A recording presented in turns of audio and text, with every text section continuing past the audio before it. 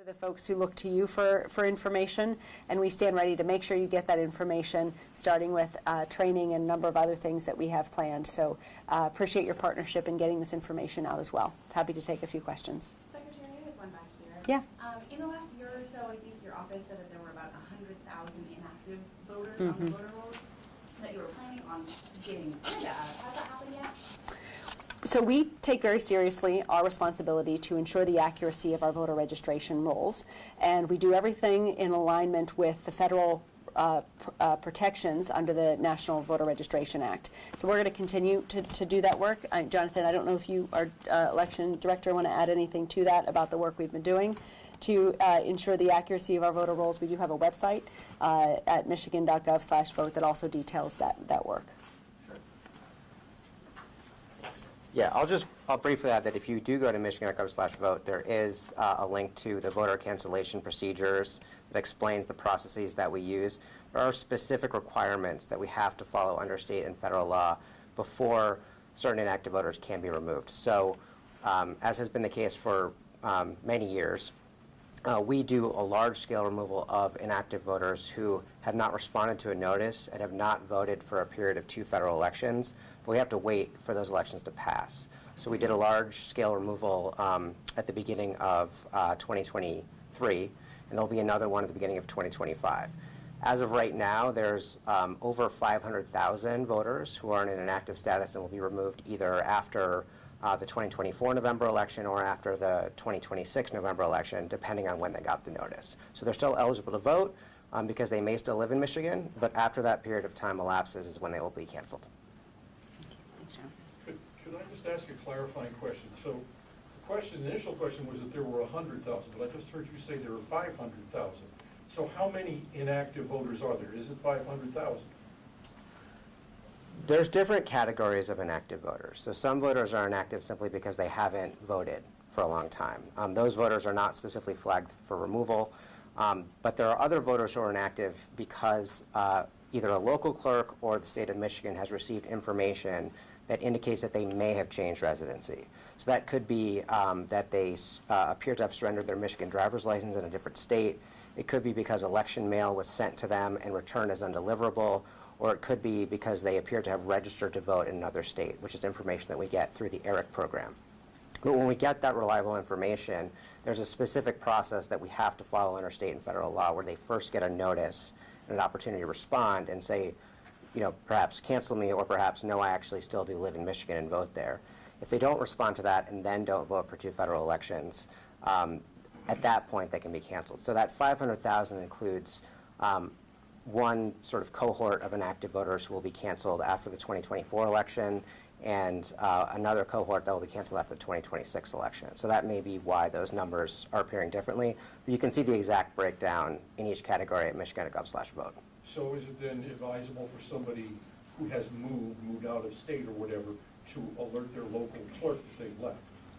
If you want your registration canceled immediately, that's the best thing to do. Otherwise, if the clerk or the state of Michigan has received information that you have moved, if you don't respond and you don't vote, eventually your registration will get canceled, but it will be after a few years. Under federal law. And Mary wanted to add a few things as well from the local voters' perspective. Thanks, Jonathan. Thank you. I just want to say I hear from a lot of parents every time that we mail something out about elections saying, my child was at college, still voted from home, but now they got a job last year and they're in California or they're wherever. And my response is they need to put in writing with a signature, and I don't care if they write it on a napkin, take a picture with their cell phone, and I give them my phone number and they can text it to me so we can print it. All I need is a signature saying that I have moved. And we've been able to get clarity on a number of our voters who are on Verify.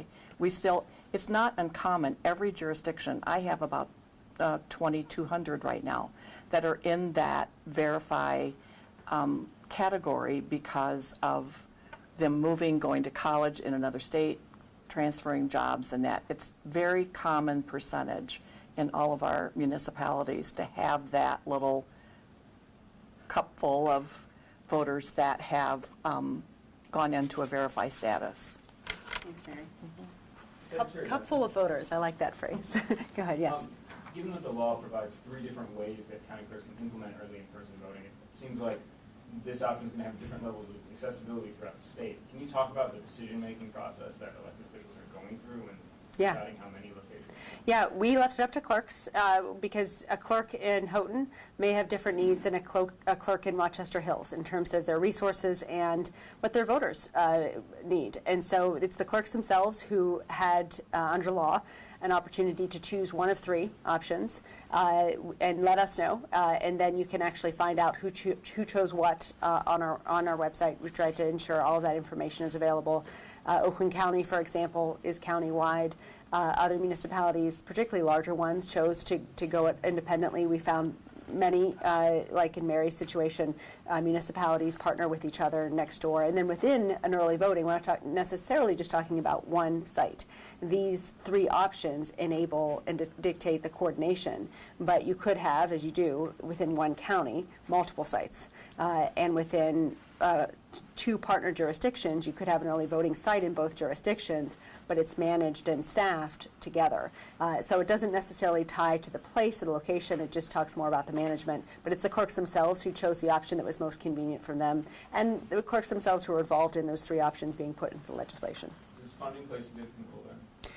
As we allocated the state funding and resources that we received to the local jurisdictions, it was related to how they chose to manage their early voting site, because the financial needs would be different if one county was handling multiple jurisdictions or if one jurisdiction was going on its own. So we had a formula as well that we worked with clerks to develop, and most of that funding was disseminated last year and in the first quarter of this year.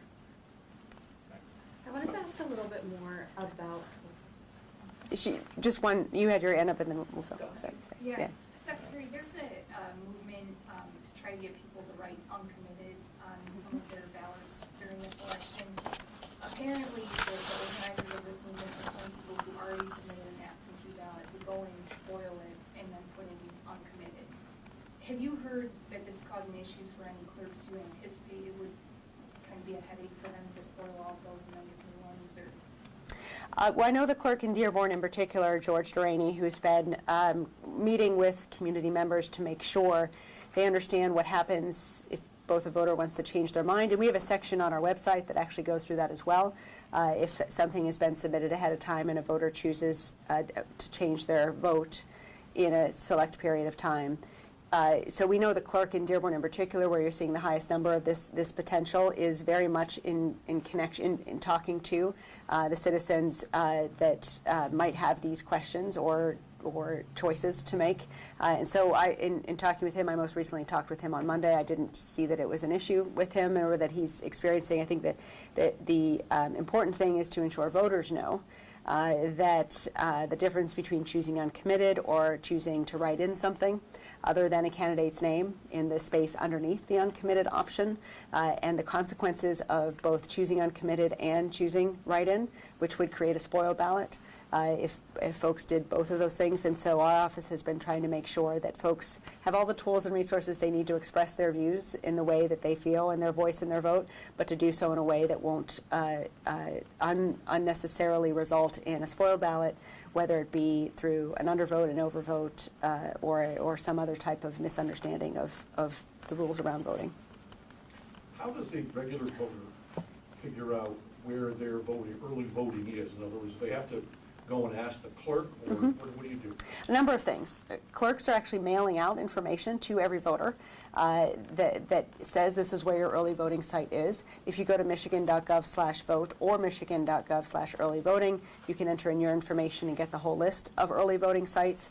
And in addition to that, folks can just call their clerk's office as well and get that information. Mary, did you have anything? Yep, and a lot of clerks are using social media and our webpage. Both of those, we're doing blasts to let voters know that Saturday is the day. So we'll start tomorrow and we'll run them 2 or 3 times during the week. Your I question? wanted to ask in particular more about the reception in rural places. Marquette was able to do a pilot in the fall, so I wanted to ask how it's been received in rural areas. I think we're seeing 2 things. One, this is new for a lot of citizens and for a lot of clerks, and so there's an understandable amount of questions, uncertainty, and anxiety going into this. It's why it's why we did the pilot in the fall. It's also where we invited neighboring clerks to observe in different scenarios. It's why we worked with clerks to ensure people had options and funding, and it's also why we are grateful that a presidential primary that has a ratio of a turnout ratio that's a little bit less than when we'll be seeing in November gives us an opportunity as well to work with clerks and continue to ease into this new process. So that said, the main question and concern I heard, and Mary, I'd be interested in your thoughts as well, from rural voters, particularly in the Upper Peninsula, but throughout northern Michigan as well, were the same questions every clerk had about the new technology and really just making sure you had enough staff and places where people could vote early, and support from the state on all fronts. But in addition to that, I think in part because citizens in every county voted for this initiative, there's a great deal of education already in the field from on both ends that has made this smoother than I think it would have been had it been enacted whole cloth by the legislature. Did you have I would just add that all clerks have made a significant effort to make sure that their voters understand options and there is a great variety. Clerks spend a lot of time analyzing what is best for their community, and so there isn't one answer because communities are different, and so I hope people respect that every community